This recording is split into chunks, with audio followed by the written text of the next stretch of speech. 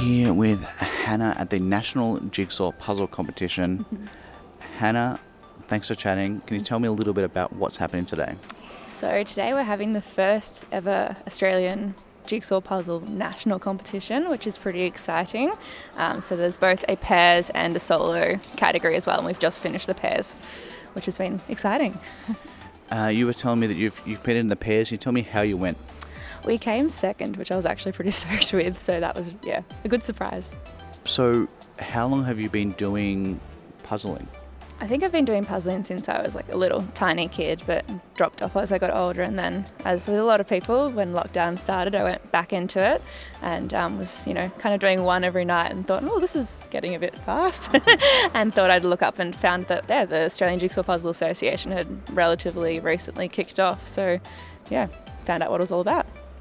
So I guess today it's not just about making the jigsaw puzzle, it's doing it quickly. Yeah. I mean, there's a lot of people here who are just kind of testing the waters and having fun. There's no right way to do it. But for people like myself, I like to go fast and speedy. So, yeah. So is there a bit of community that's either, developed before that, but also because of lockdown, that there is a lot of people who are interested in puzzles? I think definitely, like, a lot of people tried puzzling for the first time. I don't know if many stuck around, but there's certainly a lot of people that would probably have a similar story about starting off in lockdown. And a few of the people I've recently become friends with through the puzzle page, they met during lockdown because they were in the 5-kilometre radius. So it has brought people together, which is nice. So I guess if someone, whether it was from lockdown or whether just as a general hobby, they enjoyed putting together puzzles, is there a stepping stone just sort of coming to these events or coming to these communities? I don't think so. It's very welcoming. You don't have to qualify to be able to come today or anything. So I think it's just about having an interest and wanting to try something new. If you had any recommendation of people who wanted to maybe get a little bit faster for puzzling, is there any techniques or tricks that you do? I'd say the biggest one for me personally, so I don't guarantee it, but I always start with sorting pretty much the whole 500-piece box into different categories and then kind of assembling each little mini puzzle. So that's kind of how, and then I fill in the gaps later on. I find that the easiest way rather than combing through the box, which is what I used to do. Okay, so make it easy for yourself so you're not solving one 500-piece puzzle, it's a lot of small sections. A lot of small ones, yeah. And then I kind of just get the sorting out of the way and done because it's a bit boring, but get it done first. Yeah, because coming from, a more board game background, we sort of, during lockdown, you found a lot of people who were, couples or roommates or whatever, or families were like, we need something to do, and they turned to those sort of events, those sort of activities, which is great that either some people found board games, some people found puzzles, or both.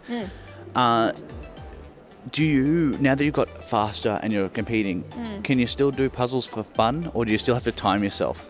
I do time myself with all of them, but it's still, I find that fun for me. But especially with bigger ones, I'm still timing myself for a 13,000 at the moment, which is stupid, but just to see. So it's definitely all fun.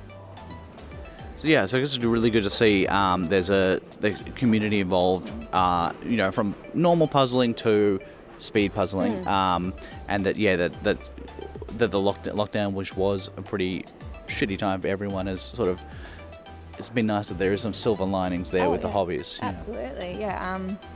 I wouldn't have had a chance to get back into it, especially not like I have now, which has been awesome. So you came second in the pairs. This will air way after the singles, but you said that you're more confident doing it by yourself. I'm used to doing it by myself more often, but there's a lot of strong competition here, so I'm not hoping for anywhere nearly as close for solo, but we'll see.